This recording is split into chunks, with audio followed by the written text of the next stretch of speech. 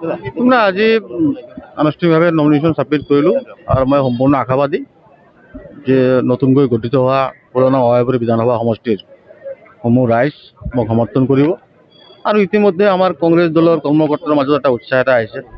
তেওঁলোকে নিজৰ এলেকাত কাম কাজ কৰি আছে, মেল মিটিং কৰি আছে, ৰাইজৰ লগত মত বিনিময় কৰি আছে আৰু ইতিমধ্যে ৰাইজে যথেষ্ট ভাল সঁহাৰি দিছে।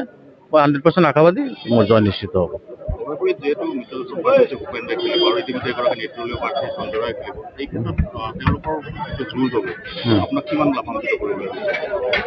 চাওক, এইবিলাক কথা হ'ল মানে যেতিয়া নিৰ্বাচন আহে তেতিয়া আমাৰ যিবিলাক মূল দলসমূহতো ৰাজনীতি কৰে, প্ৰাৰ্থী দিয়ে, কিন্তু নিৰ্দলীয় বহুত প্ৰাৰ্থী দিয়ে।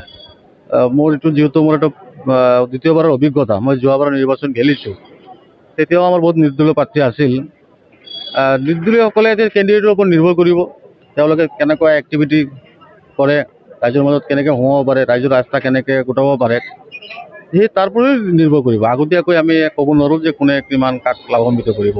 কিন্তু আমাৰ নিৰ্দলীয় কোনে থিয় হৈছে, কোনো থিয় হোৱা নাই, তাৰ প্ৰতি আমাৰ লক্ষ্য নাই। আমাৰ লক্ষ্য হ'ল যে মোৰ মূল প্ৰতিদ্বন্দ্বী কোন, সেইটোৱে আমাৰ লক্ষ্য।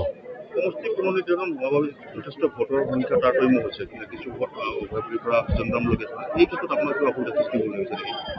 নাই চাওক, এইটো এতিয়া সমষ্টি পুনৰ্নিৰ্ধাৰণ হ'ল, এইটো হৈছে অকল মোৰ সমষ্টি গোটেই অসমত হৈছে। আমাৰ যোনটো আগৰবাৰৰ যোনটো নিৰ্বাচনৰ আগত জনগাঁথনি আছিল, সেইটো আমাৰ কাষ্ট কমিউনিটি ৱাইজ হিন্দু মুছলমান 50-50 আছিল। এইবুলি মাইনৰিটিৰ সংখ্যা অলপ কমাই হিন্দুৰ সংখ্যা অলপ বাঢ়িছে। আৰু কংগ্ৰেছ দল প্ৰত্যেকটো জাতি জনগোষ্ঠীৰ মাজত আছে, প্ৰত্যেকটো জাতি জনগোষ্ঠীৰ মানুহে কংগ্ৰেছ দলক আগুলি লয় আৰু আমাৰ প্ৰত্যেকটো জাতি জনগোষ্ঠীৰ মাজতো কংগ্ৰেছ দলৰ পৰা আস্থা আছে। এতিয়া আমি বিশ্বাসী যে সকলোৱে আমাক সহায় কৰিব, ইয়াতে তেনেকুৱা কোনো ফেক্টৰ নাহিব। নিশ্চয় আশাবাদী আমি ইতিমধ্যে কৈছোঁ, নিশ্চয় আহিব, সময়ত দেখা পাব কোন আহে কোন নাহে। Thank U.